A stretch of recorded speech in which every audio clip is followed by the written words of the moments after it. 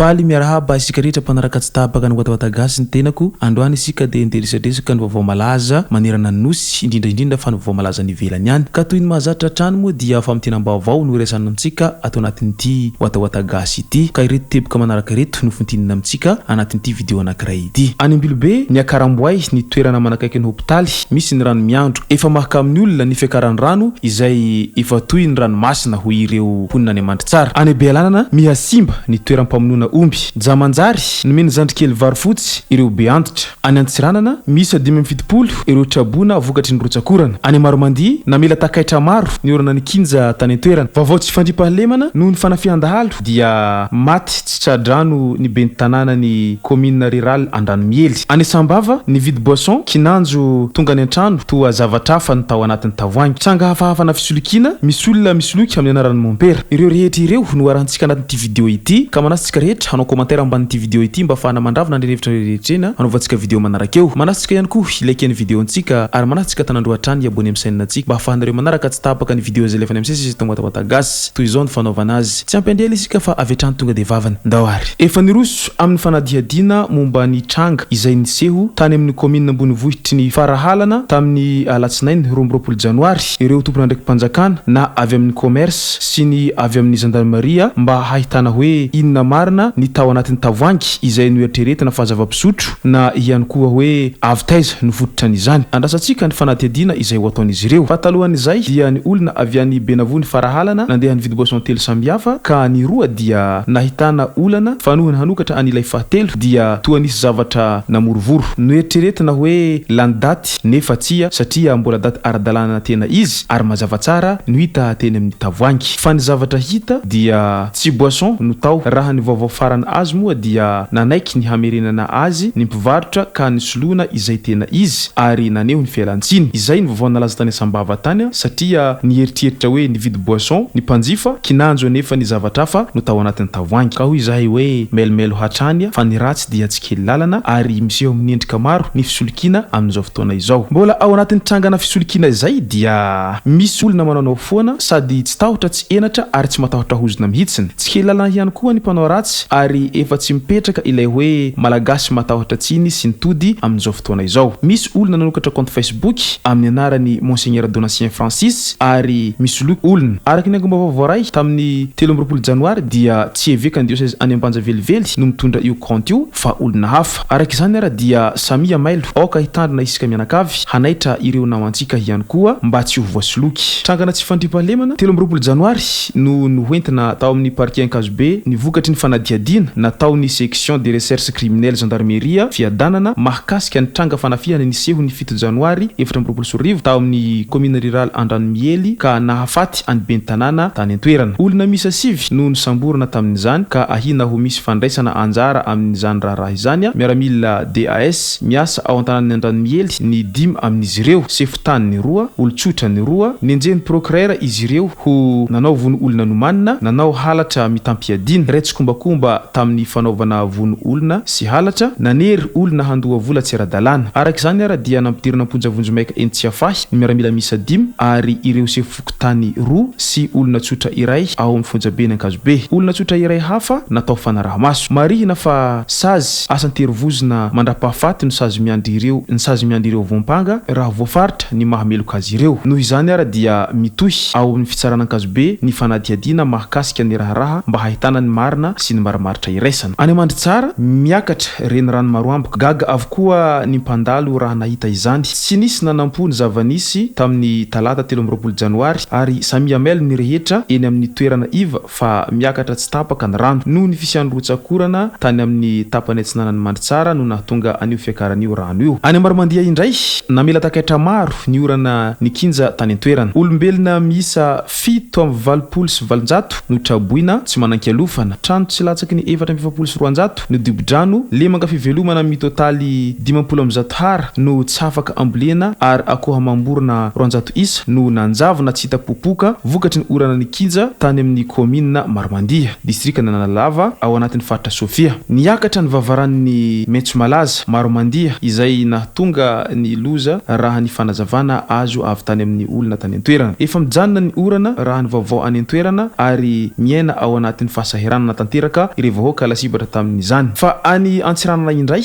misy 70 ireo traboina vokatry ny rotsakorana. Raha antotanisa farany voaray tamin'ny alahady 1 janoary dia 430 ireo traboina ao amin'ny gymnase couvert izay avy amin'ny tokatrano valo ka tsy maintsy niesorina tamin'ny trano fonenana izy ireo noho ny fiakaran'ny rano. Misy 410 hafa koa izay napetraka ao amin'ny tobo matsinjo FLM. Efa mandray antanana ireo traboina ireo ny komity mitantana ny loza voajanahary. Efa nanatitra vatsy ho azy ireo ny gouvernoura ny faritry Diana sy solombavambahoaka ary ireo talemparitra maro isan-karazana. Mbola manentana ny vahoaka hatrany ireo tompon'andraikitra mba hanaja ny fetra izay noraisina fa indrindra tokony fampilaza amin'ny komity raha misy loharanom-baovao any amin'ny fokotany misy atsika tsirairay avy. Efa misy mianatra moa ireo sekoly ao anatin'ny sisikony Antsiranana amin'izao fotoana izao. Any Nouveaute Jamanjary tafiditra ao anatin'ny vanim-potoana tena manahirana ny vahoaka malagasy isika amin'izao fotoana izao noho ny fidangany vidim-piainana andavanandro. Miakatra ny vary izay foto-tsakafo nefa tsy maintsy vidina. Noho ny fangatahan'ireo vehivavy izay mivondrona ao anatin'ny fikambanana iray tao Ambodimangasoa Jamanjary Nouveaute dia tonga tany an-toerana tamin'ny sabotsy 20 janoary i Franco Karim nanolotra vilany be roa izay fitaovana tsy afaka misaraka amin'ny fikambanana ary vary efatra gony ho tsinjaraina amin'ireo be antitra ao anatin'ny fikambanana manoloana izao rotsakorana izao. Nandritra ny fanolorana ireo fanomezana ireo dia nanararaotra nangataka koa ireo tanora lahy sy vavy mpanao baolina kitra satria tsy ampy ny fitaovana entin'ireo milalao toy ny maillot sy baolina ampiasaina. Tsy misy manana ny ampy fa sambatra izay mifanampy. Alefako amin'ny fotoana manaraka ireo fangatahanareo ireo ho ihatrany i Karim. Velim-pisaorana ny rehetra satria samy nahazo ny anjarany ny vehivavy, ireo tanora mpitia fanatanjahantena ary ireo be antitra. Foto-drafitrasa efa tranaina ny abattoir na toeram-pamononomby any Bealanana. Vokatry izany dia simba tanteraka izy amin'izao indrindra fotoam-pahavaratra ka maimbo feno godrampotaka. Manahy mafy ireo mpamonomby sao dia hiteraka tsy fahasalamana ho an'ny henan'omby any an-toerana izany. Miantso ny fitondram-panjakana izy ireo mba hijery ankaiky mba hanamboarana ny toeram-pamononomby. Io no hafatra nataon'ireo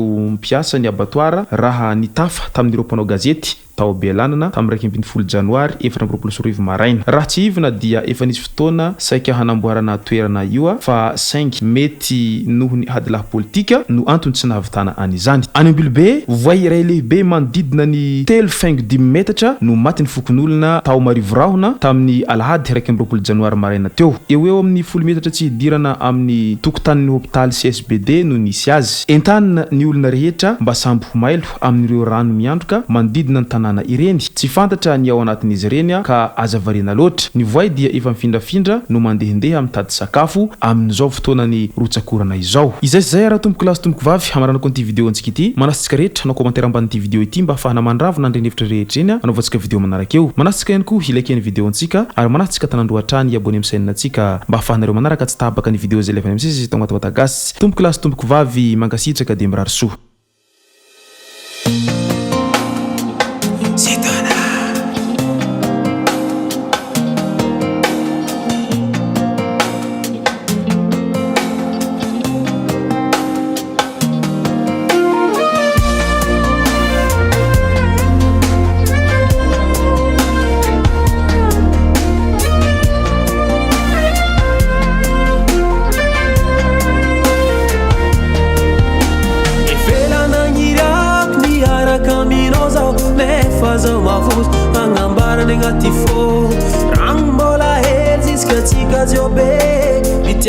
Simio, o meka me mito, sasa miano tin, falovia nos autia, vama heri vitia, vanga, atulu chono,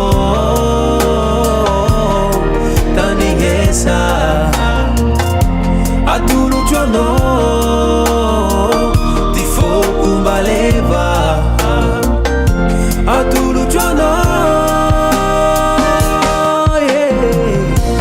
Samia ngati giza utianye